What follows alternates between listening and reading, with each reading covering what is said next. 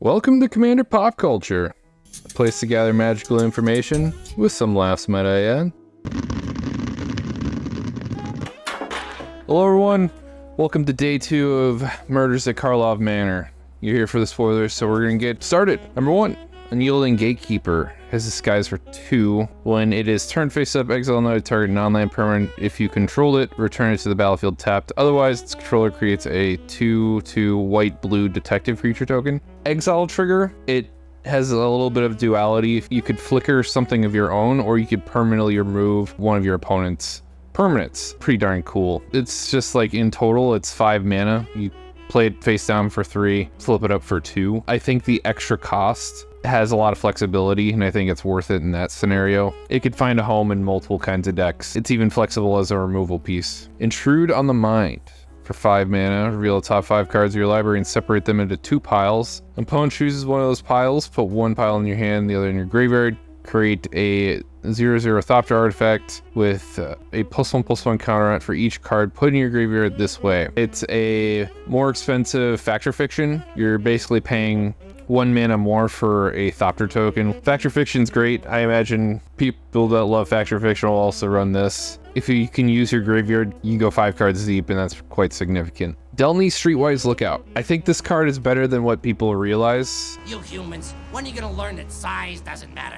And here's why. Most Flicker or ETB triggers have really weak stat blocks. All the ones that you typically want, like the Skyclave, Apparitions, Wall of Omens. You want 5-drop that draws you 2 cards, gains you 2 life. All the triggers you typically want have really weak stat blocks, but it just kind of shines a light on the problem with playing Flicker decks is that your opponents are going to want to be coming in at you, and you don't want to trade off those pieces because you have intentions of reusing them. I think people don't really think about that when they build a Flicker deck until they're in the scenario that I just described, of like you feel kind of weak to aggressive strategies even though you have a board full of creatures. But it's a cheaper and conditional version of Panharmonicon. But like I said, you almost don't really notice. All the cards you're already playing already have 2 or less power, and I think that's why this is great on its own.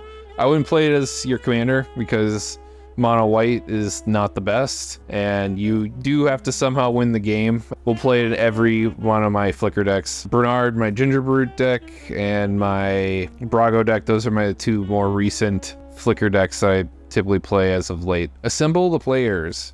You may look at the top card of your library at any time. Once per turn, you may cast a creature spell with power 2 or less from the top of your library. It's decent value. I see people calling this Future Sight, and it's not Future Sight. It's nowhere near as good. You only get 1 creature, and that's not a guarantee. If you built it in EDH, that's maybe a third of your deck. The other third is lands and other spells, or creatures with power greater than 3, so I think you're gonna be bricking a lot more often than you think. It's like the inverse of Delny that I just talked about. This is not as good as it looks. It's the exact opposite. I think this kind of sucks. You'll play it in 60 card formats and it'll find a home there for white weenie kind of stuff. Not so much in EDH. This is not a Future Sight replacement. Case of the Stash Skeleton.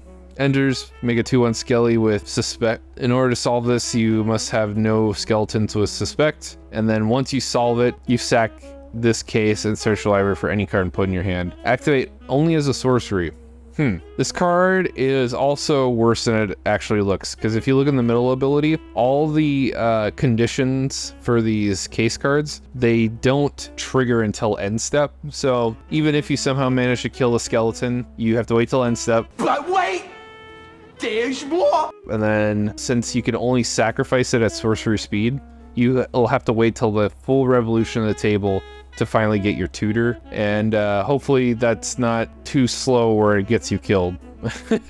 Or this gets blown up. Like, it gives your opponents lots of opportunity to interact with it. Personally, I think this tutor sucks. Pyrotechnic Performer. Put it face down for 3, flip it up for 1 red. Whenever it or another creature control is turned face up, it deals damage equal to its power to each opponent. Oh, that's kind of nice. I mean, you'll want to put it in your new commander deck that is coming with this set. Want it because you're excelling the game by hurting your opponents. Steencore Scholar. It's in Japanese, it looks like, so we gotta pull up the translation. For 3 mana, you get a 2/2 with Flying Vigilance. When it enters the battlefield, draw 2, then discard 2. unless you discard an instant sorcery creature with flying. It kind of reminds me of the suite of 3-drop sorceries that draw you cards, and then has a condition where you can discard 1 if you meet it, but it's on a creature, so that means you could flicker it, and I can really appreciate stuff like this. Bloodline Ripper for 6 mana. It's a 6/5 with flying. Ward, sack a creature. Whenever a creature dies, its target opponent loses 2 life, you gain 2 life. Normally you see these kinds of effects where it only drains for 1 and gains 1. But since it's 2, that could make the game go by pretty fast. You might turn some heads with this thing. And that actually brings us to the end of today. White doesn't get enough love, and when it does, I can appreciate it. I can also appreciate that the spoiler day was a lot shorter. That means I get to get it out to all of you a lot sooner. I get to get some sleep tonight. I get to do some schoolwork for college, spend more time with my family. It's just all around better. They always spoil like half the set on the first day because I'm trying to get some hype, but that just means all my subsequent videos are a lot more easy from a content creation perspective, and I'd like to thank you, Wizards of the Coast, for doing that. I also would like to thank my subscribers and the people who watch my stuff and enjoy it. My dream with this channel is to make content where you genuinely love it and you have a desire to share. It seems like it's an easy goal, but I think I'm on my way there. So thanks again for supporting me. Have a great time. Bye.